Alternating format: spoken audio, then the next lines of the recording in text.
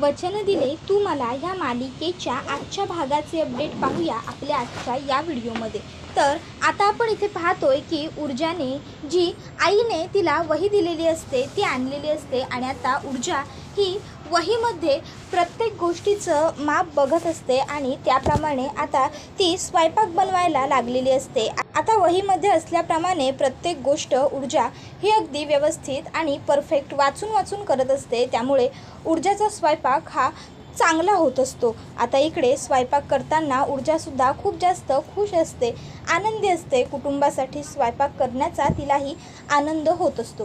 तर आता इकडे ऊर्जा ही पटापट स्वयंपाक करत चाललेली असते। तिने खूप सारे पदार्थ बनवलेले असतात, जसे की पुरी, खीर, मसाले भात, बटाट्याची भाजी, डाळ, पापड। तर दुसऱ्या बाजूला इकडे जो शिर्के आहे तो खूप जास्त काळजीत असतो अर्पिताच्या। इतक्यात तिकडे त्याची बायको येते। बायको आल्याच्यानंतर मग शिर्के बायकोला विचारतात, काय गं आता कशी आहे अर्पिता? त्याबरोबर मग त्यांची बायको सांगते की आता ठीक आहे, म्हणजे तशी बरी आहे, लग्न होणार ह्या स्वप्नांवरतीच ती जगते। त्याबरोबर बाबा म्हणत असतात, हे सगळं काय होऊन बसलं अर्पिताच्या बाबतीत? त्याबरोबर मग आता विक्रांत म्हणत असतो, काय होऊन बसलं म्हणजे? तुम्ही हे घडवलं आणलं आहे, तुमच्यामुळे झालं हे सगळं। तुम्हाला काय गरज होती नको तो आगाऊपणा करण्याची? जर तुम्ही तिकडे तिला नेलंच नसतं ना तर मुळात ह्या सर्व गोष्टी घडल्याच नसत्या। ह्या सर्व गोष्टींना सर्वस्वी तुम्ही जबाबदार आहात। तुम्ही या सर्वामध्ये आमची कोणाचीही चूक नाही आहे, कळलं ना? त्याबरोबर मग शिर्के हे चिडतात आणि म्हणत असतात, हे बघ विक्रांत, तू गप्प बस, उगाच तू वेड्यासारखं बडबडू नकोस। आधीच एकतर माझं डोकं गरम आहे, तू जरा शांत राहा, बडबड करणं बंद कर। त्याबरोबर आता शिर्के त्याला म्हणत असतात की हे सगळं जे घडतंय ना त्याला तू कारणीभूत आहे, तुझ्यामुळे होतं हे सगळं। माहिती आहे का तुला, त्या दिवशी अर्पिता आतमधून तुटली होती। त्याबरोबर मग आता विक्रांत म्हणतो, अहो पण मग तिकडे तुम्ही तिला घेऊन गेलात, त्याचा काय उपयोग झाला? सांगा ना, काय उपयोग झाला? लग्न मोडू शकलात का तुम्ही? नाहीच मोडू शकलात ना। शेवटी जे व्हायचं होतं ते झालंच, लग्न केलंच ना त्या शौर्याने त्या ऊर्जाबरोबर। उलट तुम्ही तिकडे त्या बिचाऱ्या अर्पिताला घेऊन गेलात, त्यामुळे तिची अवस्था ही सगळी झाली। जर तुम्ही मुळात तिला तिकडे नेलंच नसतं ना तर 2-4 दिवस गप्प बसली असती, शांत राहिली असती, दुःखी राहिली असती, पण शेवटी तिच्या डोक्यातनं ते खूळ गेलं असतं, रियालिटी तिला एक्सेप्ट करता आली असती। पण तुम्ही काय केलं? तुम्ही कसे ग्रेट आहात, तुम्ही काय करू शकता हे दाखवण्याच्या बहाण्यात तुम्ही अर्पिताचे हे हाल केलेत। त्याबरोबर आई म्हणत असते, हे बघ विक्रांत, आता पुरे कर, तू उगाच काहीच बोलू नकोस, तू गप्प बस बरं, गप्प बस विक्रांत। त्याबरोबर विक्रांत म्हणतो, का गप्प बसू मी मॉम? नाही आई, मी आज गप्प वगैरे काही बसणार नाही आहे, मी बोलणार आणि मी बोलणारच। यांना नेहमी वाटेल तसं वागायला सांगतोच कोण गं?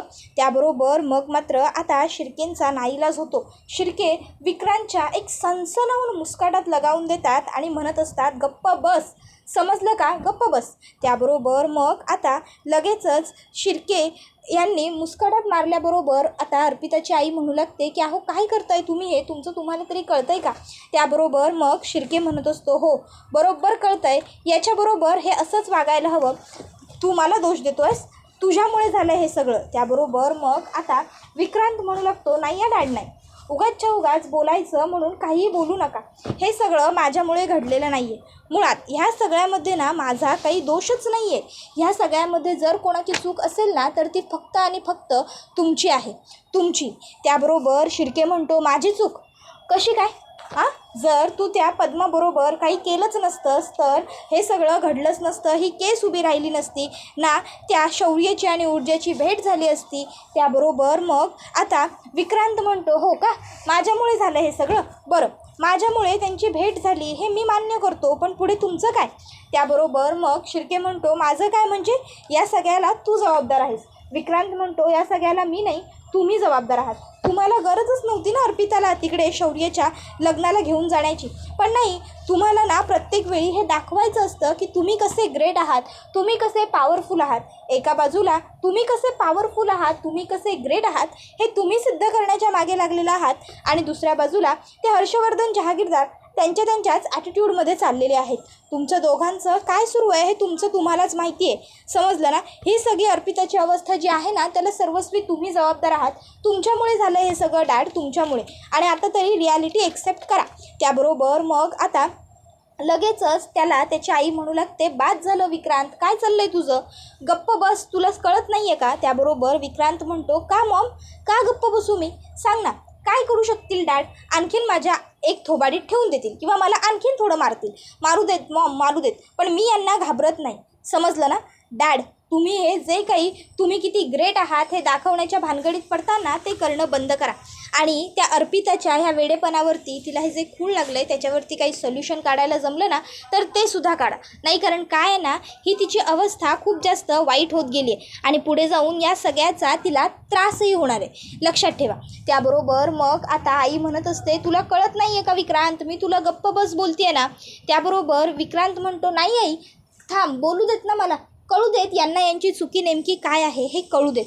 अर्पिताच्या या सर्व अवस्थेला ना सर्वस्वी तुम्ही जबाबदार आहात. समजलं ना? उगाचच्या उगाच त्याच्यासाठी मला गृहीत धरू नका. आतापर्यंत मी खूप तुमचं ऐकून घेतलं, खूप सहन केलं, पण आता नाही, आता बास. तुमच्या चुका तुम्ही माझ्यावरती कशा काय ढकलता? त्याबरोबर मग आता लगेचच तो तिकडनं निघून जातो. तर इकडे दुसऱ्या बाजूला ऊर्जाचा सर्व स्वयंपाक तयार झालेला असतो. आता फक्त पुऱ्या तळून काढायच्या असतात आणि ऊर्जाने आता पुऱ्या तळायला घेतलेल्याही असतात. ऊर्जा मस्त गरम गरम तेलामध्ये आता पुऱ्या तळत असते आणि तिच्या चेहऱ्यावरती एक समाधान असतं सर्व स्वयंपाक तिने उत्तम पद्धतीने बनवल्याचं. ऊर्जा खूप जास्त आनंदी असते. तिला खूप भारी वाटत असतं की तिने एवढा सर्व स्वयंपाक इतक्या छान पद्धतीने बनवला. तर इकडे शौर्य म्हणतो, आजी, स्वयंपाकघरातून हा वास येतोय ना? त्यावर आजी म्हणते, हो, स्वयंपाकघरातून हा वास येतोय. शौर्य, तुझ्या बायकोने करून दाखवलं. त्याबरोबर हे ऐकून आता शौर्यला खूप जास्त आनंद होतो आणि शौर्य म्हणतो, येस येस आजी, मी खूप खुश आहे आजी. आणि मग आता शौर्य हा आजीला मिठी मारतो. आता शौर्यने मिठी मारल्याबरोबर आजीसुद्धा शौर्याला जवळ घेते. तर दुसऱ्या बाजूला इकडे आता जी दिव्या असते ती म्हणत असते, वाव, काय टेस्टी वास येतोय, म्हणजे ऊर्जाने काहीतरी टेस्टी बनवलं आहे. ओ माय गॉड, ऊर्जाने जे काही बनवलं आहे ना ते किती टेस्टी असणार आहे, मला तर आत्तापासूनच भूक लागली आहे. तर दुसऱ्या बाजूला इकडे आता ऊर्जा ही जेवण घेऊन आलेली असते डायनिंग टेबलवरती. घरातले सगळे सदस्यसुद्धा आता डायनिंग टेबलजवळ आलेले असतात. आता तिकडे येऊन सगळेजण बघतात तर काय, ऊर्जाने खूप सारा स्वयंपाक बनवलेला असतो. आजी ऊर्जाचं कौतुक करत म्हणते, वा ऊर्जा, नाही नाही म्हणता म्हणता अगं बऱ्यापैकी भरपूरच स्वयंपाक बनवलास की तू. त्यानंतर मग आता ऊर्जा ही सगळ्यांना म्हणते, तुम्ही बसून घ्या ना सगळ्यांनी प्लीज. तर विजया त्या ठिकाणी आलेली असते. विजया हर्षवर्धनकडे बघते, हर्षवर्धन विजयाकडे बघतो. त्याबरोबर मग आता लगेच आजी म्हणते की चला बसून घेऊया सगळे. त्यावर ऊर्जा म्हणते, हो आजी, मी पहिला देवाला नैवेद्य दाखवते आणि मग तुम्हाला सगळ्यांना वाढायला येते. मग ऊर्जा ताबडतोब आता देवी आईला नैवेद्य दाखवण्यासाठी आलेली असते. देवी आईच्या समोर आता ते ताट ठेवून मग ऊर्जा त्याच्या भोवती छान पाणी वगैरे शिंपडते आणि मग आता ती प्रार्थना करते की देवी आई, मी या घरात असताना ह्या घरातले सगळेजण कायम आनंदी राहू दे. मी ह्या घरात असताना कधीही कोणीही उपाशी नको राहू दे. मी इथे असताना कायम सगळ्यांची पोटं मला भरता येऊ देत, असाच आशीर्वाद मला तुझा हवा आहे. सगळं काही या घरात छान होऊ दे, सगळे अगदी आनंदाने राहू दे. त्यानंतर मग ऊर्जा नमस्कार करते आणि तिकडनं निघते. त्याच्यानंतर आता ऊर्जा ही तिकडे येतच असते. तोपर्यंतच त्या ठिकाणी तीर्थासुद्धा पोहोचते. आता तीर्था हा जेवणाचा सगळा सुवास बघते आणि म्हणते, वाव वाव वाव, अमेझिंग, जेवणाचा काय टेस्टी वास येतोय म्हणून सांगू तुम्हा सगळ्यांना, मला तर खूपच घाई झाली आहे जेवणाची. बट आज हे एवढं सगळं जेवण का बनवलं आहे शांता मावशींनी, आज काही स्पेशल आहे का? त्याबरोबर लगेचच शौर्य म्हणतो, आजचं जेवण काही तर शांता मावशींनी नाही बनवलेलं, आजचं सगळं जेवण माझ्या बायकोने बनवलं आहे, बायकोने. त्याबरोबर तीर्था म्हणते, व्हॉट वहिनी, खरंच? वाव वहिनी, यू आर ऑसम, अमेझिंग, काय टेस्टी वास येतोय सर्व जेवणाचा. त्याबरोबर ऊर्जा म्हणते, तू एक काम कर, तू तिथे बस, मी वाढायला पानं घेते. त्याबरोबर लगेचच तीर्था म्हणते, येस ऑफकोर्स, आणि ताबडतोब आता ती सुद्धा ताटावरती बसायला जाते. मग आता ऊर्जाने सगळ्यांना जेवण वाढायला घेतलेलं असतं. सगळ्यात आधी ती सगळ्यांनाच बटाट्याची भाजी सर्व करत असते. सगळेच जण खूप जास्त आनंदी असतात, खुश असतात. ऊर्जाने एवढं सगळं जेवण बनवलेलं असतं, ते सुद्धा एवढं टेस्टी. हे बघून सगळ्यांच्याच तोंडाला पाणी सुटलेलं असतं. तर ऊर्जा हर्षवर्धनकडे येते. हर्षवर्धन ऊर्जाकडे बघत असतो, ऊर्जा हर्षवर्धनकडे बघत असते. मग हर्षवर्धनच्या ताटामध्ये ऊर्जा जेवण वाढते आणि तिकडनं विजयाच्या ताटामध्ये वाढायला जाते. विजयालाही जेवण वाढते. विजयाकडेही बघत असते. विजया मात्र तिच्याकडे रागाने बघते. मग आता तीर्था ऊर्जाला इशारा करते, मला वाढ. त्याबरोबर ऊर्जा लगेचच हसत हसत तीर्थाला भाजी वाढते. त्यानंतर मग आता आदित्यकडे येते, आदित्याला देते, मग दिव्याला देते. त्यानंतर आता ती शौर्याच्या पानात जेव्हा जेवण वाढायला येत असते तेव्हा शौर्य तिला विचारतो, ऊर्जा तू कधी जेवशील? त्यावर ऊर्जा म्हणते, अरे मी सगळ्यांचं झालं की मग जेवेन. त्याबरोबर शौर्य म्हणतो, ऊर्जा मलासुद्धा नको वाढू, अगं मला ना जरा ॲसिडिटी झाली आहे. त्याबरोबर आता ऊर्जा म्हणते, ॲसिडिटी? त्यावर शौर्य म्हणतो, हो. विजया म्हणते, अरे मग सांगितलं का नाहीस? तर आता हर्षवर्धन म्हणतो, काय रे? त्याबरोबर शौर्य म्हणतो की नाही dad Maugham please don't be panic, एवढी काळजी करण्याची काहीही गरज नाही आहे, एवढं फार काही झालेलं नाही आहे, थोडीशी ॲसिडिटी झाली आहे, मी मगाशी गोळी घेतली होती, गोळी घेतल्यानंतर आता मला बरं वाटतं आहे, आता काही हरकत नाही आहे, तर काळजी करू नका. त्याबरोबर मग आता विजया म्हणते की ठीक आहे. त्याबरोबर मग शौर्य म्हणतो की ऊर्जा प्लीज मला नंतर दे, मी नंतर जेवेन. त्याबरोबर मग ऊर्जा म्हणते, नक्की तुला बरं वाटतं आहे ना शौर्य? नक्की काही नाही ना? त्यावर शौर्य म्हणतो, हो गं नक्की, मला दुसरं काही होत नाही आहे, फक्त थोडा ॲसिडिटीचा त्रास झाला आहे, आता बरं वाटतं आहे म्हणतो आहे ना, खरंच बरं वाटतं आहे. त्याबरोबर मग ऊर्जा म्हणते ठीक आहे. त्यानंतर आता लगेचच इकडे तीर्था म्हणत असते, बरं वहिनी अगं मला पटकन खीर सर्व कर ना. अगं मला तर असं झालं आहे की कधी एकदाची मी खीर खाते आणि ती इतकी टेस्टी दिसते ना की सगळी खीर मीच खाऊ की काय असं मला वाटतं. त्यावर शौर्य म्हणतो, बापरे ऊर्जा, सगळी खीर खरोखर ही एकटीच संपवेल, नाहीतर पहिले आपण सगळ्यांना खीर वाढूया काय? त्याबरोबर मग लगेचच ऊर्जा म्हणते, हो बरोबर. आणि मग आता ऊर्जा आणि शौर्य हे दोघंजणं पटापट सगळ्यांना खीर वाढायला लागतात. त्यानंतर आता इकडे ऊर्जा ही जेव्हा जेव्हा हर्षवर्धनकडे येत असते, हर्षवर्धन तिच्याकडे बघत असतो, ती हर्षवर्धनकडे बघत असते. त्यानंतर मग आता इकडे शौर्य हा ऊर्जाला मदत करत असताना विजयाला तो विचारतो, मॉम तुला आणखीन काही वाढायचं आहे का? आता इकडे विजयाचं काही लक्ष नसतं, कारण विजयाला वाटलेलं असतं की ऊर्जा काही बनवूच शकणार नाही, ऊर्जा काही करूच शकणार नाही. पण ऊर्जाने करून दाखवलेलं असतं, त्यामुळे विजया ही पूर्णपणे म्हणजे हरवून गेलेली असते त्या गोष्टीमध्ये. इतक्यात शौर्य तिला हाका मारतो, मॉम. त्याबरोबर ती आता शौर्यकडे बघते. शौर्य म्हणतो, मॉम तुला काही हवं आहे का आणखीन? त्यावर लगेचच विजया म्हणते, तू आता हे असं वाढणार आहेस का? बरं वाटत नाही आहे म्हटलास ना, मग ॲसिडिटी झाली आहे ना, आराम कर ना जाऊन मग. त्याबरोबर मग आता शौर्य म्हणतो, मॉम अगं असं काय करतेस? नाही म्हणजे ऊर्जाने एकटीने एवढं सर्व जेवण बनवलं आहे, मी कमीत कमी तिला सर्व करायला तरी मदत करायला हवी ना, एवढं सगळं ती एकटीने करते. त्याबरोबर मग आता विजया काही बोलत नसते. शौर्य म्हणतो, आय थिंक मॉम मी ऊर्जाला वाढायला मदत केली तर त्याचा काहीही प्रॉब्लेम नाही आहे ना मॉम? त्यावर आजी म्हणते, नाही आहे काहीही प्रॉब्लेम, तुम्ही करा एकमेकाला मदत, कर तू ऊर्जाला मदत, वाढा दोघं एकत्र. तर इकडे आता लगेचच तीर्था म्हणत असते, वा वहिनी अमेझिंग ऑसम, काय टेस्टी जेवण आहे म्हणून सांगू, सगळं जेवण ना खूप चविष्ट झालं आहे, खरंच खूपच. त्याबरोबर दिव्या म्हणते, हो खरंच जेवण बरं झालं आहे तसं म्हणायचं, पण भाजीमध्ये आहे ना मीठ थोडं जास्त पडले, बाकी काही नाही, बाकी सगळ्याचं प्रमाण बरोबर आहे. त्याबरोबर लगेचच आदित्य म्हणतो, ए दिव्या गप्प बस, उगाच काही बोलू नकोस, सगळं प्रमाण वगैरे ना सगळं व्यवस्थित आहे, सगळा स्वयंपाक एकदम अप्रतिम झालेला आहे, सर्वच चविष्ट आहे, टेस्टी, उगाच काहीतरी सांगू नको. ऊर्जा तू सर्व स्वयंपाक एकदम उत्तम बनवलेला आहेस, ग्रेट. त्याबरोबर हे ऐकून ऊर्जाला खूप छान वाटतं, सगळीजणं अगदी तुडुंब जेवतात. त्यानंतर आता मग लगेचच हर्षवर्धन ऊर्जाच्या समोर येऊन उभा राहतो आणि म्हणतो, गुड, चांगलं झालं होतं जेवण, आणि तिकडनं निघून जातो. मग विजया तिकडे येते आणि म्हणते, चला तुला वकिली जमली नाही तरी केटरिंगचं काम चांगलं करशील. त्यावर आता ऊर्जाकडे विजयाने असं म्हटल्यावर सगळ्यांनाच आश्चर्य वाटतं. विजया मी गंमत केली म्हणून निघून जाते. तर आदित्य ऊर्जाला म्हणतो, ए ऊर्जा तू असं रोज टेस्टी जेवण बनवत जाऊ नको, नाही म्हणजे जर तू असं टेस्टी जेवण बनवलंस तर आम्ही जेवू आणि झोपून राहू बाई, त्यावर मग दिव्या म्हणते, ए गप रे, उगाचच तू आता तिचं कौतुक करण्यासाठी तिला झाडावर चढवू नकोस, समजलं ना, उगाच खोटं खोटं बोलू नकोस.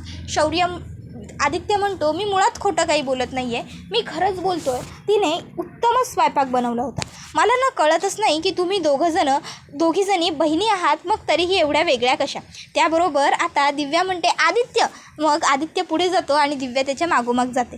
तशी लगेचच आता आजी ऊर्जाला म्हणते, ऊर्जा खरंच तू ना खूप छान, खूप चविष्ट जेवण बनवलं होतंस. म्हणजे आतापर्यंत आम्ही जे पानात येत होतं ते खात होतो, पण आज खरोखर सगळेच जण अगदी चवीने आणि पोटभर जेवले, ते सुद्धा मनापासून. खरंच हे फक्त तुझ्यामुळे शक्य झालं. आता तू आणि शौर्य दोघंही जेवून घ्या काय. त्याबरोबर मग शौर्य लगेचच होकार देतो. आता शौर्यला होकार दिलेलं बघून आजी म्हणते, काय रे, ॲसिडिटी झाली होती ना तुला, मग ॲसिडिटी गेली. त्याबरोबर आता शौर्य हा आजीकडे बघून हसतो. आता शौर्य हसल्यावर मग ऊर्जा म्हणते, हो अरे ॲसिडिटी. त्याबरोबर शौर्य हा हसतो. मग आजी म्हणते, अगं नाटकं होती ती सगळी. त्यावर ऊर्जा म्हणते, म्हणजे. त्याबरोबर आजी म्हणते, अगं तुला अजून कळलेलंच नाही आहे का, हे सगळं त्याने मुद्दामून जाणून बुजून केलं होतं, जेणेकरून त्याला तुझ्याबरोबर जेवता यावं. अगदी आजोबांची कार्बन कॉपी आहे तो त्याच्या. त्याबरोबर ऊर्जा म्हणते, आजोबांची कार्बन कॉपी. त्यावर मग आजी म्हणते, हो आजोबांची कार्बन कॉपी. अगं म्हणजे त्याचे आजोबासुद्धा पूर्वीच्या काळात माझ्याशिवाय कधीच जेवले नाही, तसंच हा सुद्धा तुझ्याशिवाय कसं जेवण जाणार. तर दुसऱ्या बाजूला आता इकडे शिर्केंना त्यांची बायको म्हणत असते, अहो चला ना जेवायला, जेवून घ्या. त्याबरोबर शिर्के विचारतात, अर्पिता जेवली का. त्याबरोबर मग आई म्हणते, हो जेवली. अहो आता तिचं काय तुम्ही घेऊन बसलाय, तुम्हाला माहिती आहे ना तिची काय अवस्था आहे. लग्न होणार, शौर्यबरोबर लग्न होणार या आशेवरती प्रत्येक गोष्ट करते ती. त्याबरोबर आता मात्र इकडे शिर्के हे उदास होतात आणि म्हणत असतात, माझीच चूक आहे का गं या सर्वामध्ये, खरंच मी चुकलो, मी उगाचच्या उगाच हे सगळं केलं, मी जर तिला तिकडे नेलंच नसतं तर हे सगळं घडलं नसतं. खरंच असं जे विक्रांत बोलला ते बरोबर आहे का गं. त्यावर मग आता त्यांना त्यांची बायको म्हणते, अहो जाऊ देत ना, जे घडलं ते घडलं, तुम्ही उगाच आता स्वतःला दोष देत बसू नका, तुम्ही शांत व्हा बरं. त्याबरोबर शिर्के म्हणतात, अगं कसा शांत होऊ, बघतेस ना तू काय अवस्था झाली आहे ती आपल्या मुलीची. त्याबरोबर आता दुसऱ्या बाजूला आजीने तुम्ही नैवेद्याचंच ताट घ्या आणि जेवा असं सांगितल्यामुळे ऊर्जा आता देवी आईच्या समोरचं नैवेद्याचं ताट घेते आणि मग शौर्यबरोबर जेवायला जाते. आता दोघंही जण पहिला घास हातात घेतात आणि एकमेकांकडे बघून स्वतःच्या तोंडापर्यंत घेऊन जातात. पण शौर्य आता पटकन स्वतःच्या हातातला घास ऊर्जाच्या तोंडात भरवते. त्यानंतर ऊर्जा हसते, ऊर्जासुद्धा मग शौर्याला घास भरवते. आता दोघांनीही एकमेकांना घास भरवलेला असतो, मग दोघंही हसतात. ऊर्जाच्या ओठांना थोडीशी खीर लागते. शौर्य स्वतःच्या हातांनी ती खीर पुसून काढतो. वचन दिले तू मला, वचन दिले मी तुला, ही साथ आयुष्याची, वचन दिले तू मला, जरी चुकलो जरी मुकलो तरी ना साथ सोडा याची. हे जे गाणं आहे ते आता बॅकग्राऊंडला वाजत असतं आणि दोघं जण मात्र एकमेकांबरोबर छान एन्जॉय करत असतात, जेवण मस्तपैकी खात असतात. तर आता हे सगळं सुरू असताना त्या ठिकाणी कुमुदिनी आजी येते. कुमुदिनी आजी ऊर्जा आणि शौर्याला छान एकत्र जेवताना बघते आणि मागूनच ती त्यांची दृष्ट काढते. आता कुमुदिनी आजीला शौर्य आणि ऊर्जाला असं एकत्र आणि छान आनंदात बघून खूप बरं वाटतं. सुखात आहे सगळं हे बघूनच तिला समाधान मिळतं. पण आता त्याच ठिकाणी ताबडतोब विजयासुद्धा आलेली असते. विजया आता जिन्यावरून बघते की इकडे आजी जी आहे ती ऊर्जा आणि शौर्याची दृष्ट काढत आहे आणि हे विजयाला काही आवडत नाही. विजयाला हे बघून राग येतो. मग आता विजया ही ताबडतोब रागानेच त्या दोघांकडे बघू लागते. आता विजया रागाने बघत असते शौर्य आणि ऊर्जाकडे आणि ही गोष्ट मात्र शौर्य आणि ऊर्जा ह्या दोघांना माहीतही नसते. ते दोघं मात्र अगदी शांतपणे जेवत असतात. त्यानंतर विजयाने ऊर्जाला एक तप करायला लावलेलं असतं. रात्रभर देवी आईच्या दिव्यात तेल ओतत राहायचं आणि तिने दिव्याला सांगितलेलं असतं की ऊर्जाला खूप थकवायचं, ना तिला काम करू द्यायचं ना तिला झोपू द्यायचं, तिला इतकं दमवायचं की दुसऱ्या दिवशी कोर्टात उभं राहण्याचे सुद्धा त्राण तिच्यामध्ये उरता कामा नये. आता दिव्या म्हणते की ठीक आहे सासूबाई, तुमचं काम होऊन जाईल. आणि त्यानंतर मग दिव्या ऊर्जाला चांगली दमवत असते, ती तिला अजिबात आराम करून देत नसते, रिलॅक्सच होऊन देत नसते. त्याबरोबर हा व्हिडिओ इथेच संपतो. व्हिडिओ आवडला असेल तर व्हिडिओला लाईक करा, चॅनलवर नवीन असाल तर चॅनलला सबस्क्राईब करा आणि बेल आयकॉन आठवणीने प्रेस करा, जेणेकरून तुम्हाला पुढच्या प्रत्येक व्हिडिओचं नोटिफिकेशन मिळत जाईल आणि सर्व व्हिडिओंचा आनंद हा अगदी उत्तम पद्धतीने घेता येईल. चला तर मग प्रेक्षकांनो, आजच्या पुरतं इथेच थांबूया. पुढचा व्हिडिओ येईपर्यंत या व्हिडिओचा छान पद्धतीने आनंद घेत राहा. तुम्हाला ही मालिका कशी वाटते हे आम्हाला कमेंटमध्ये